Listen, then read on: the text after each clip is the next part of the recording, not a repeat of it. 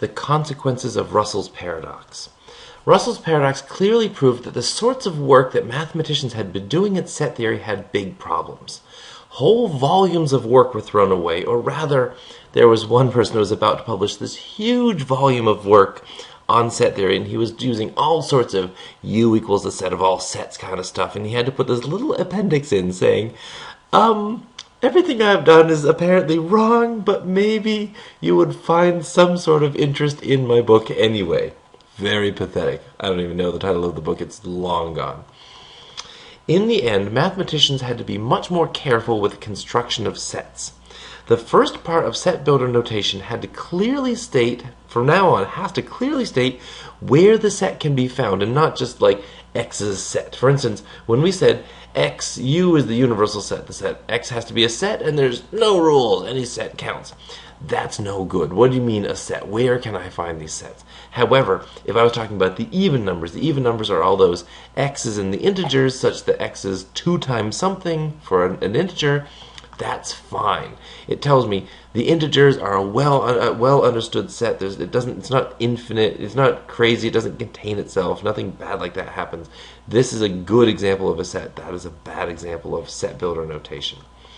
In the end, it was decided that there are some things that simply have too many things with certain properties to be a set. We instead call these things classes. It's amazing how we can get away from problems in mathematics just by changing the words a little bit. Oh, it's not the set of all infinite things, it's the class of all infinite things. Ha! No longer a problem. For example, we talk about the class of infinite sets. That is to say that the infinite sets have a property. They have the property of having infinitely many elements. But we're not saying that they can all be put into a set. There are simply too many such infinite sets to bring together all at once. See, now we no longer have the duffel bag containing itself. Now we can go around and we can put like a little sticker on things. And anything that's infinite gets a little sticker on it. Ooh! I'm an infinite set. Great.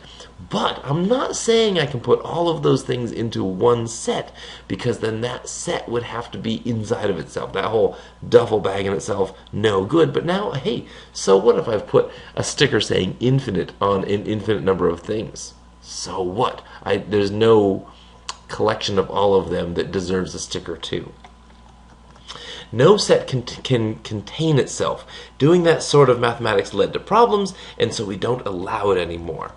And I think that this is a great example of what happens when mathematicians prove that their math is wrong. What do? They suck it up, they promise not to do it again, and they go on and do something else. I think it shows great integrity on the part of mathematicians.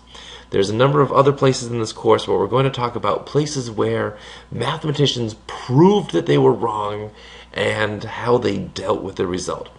Russell's paradox is a beautiful case of finding a contradiction in the way mathematics is done, and the solution was pretty easy. You just have to go to the beginning of your set builder notation and be a little bit careful about where you take the things for making your set. It has to already be an established object before you can pick from it. Some of the other problems that we run into in mathematics will have bigger implications, but all of them have been dealt with in one way or another.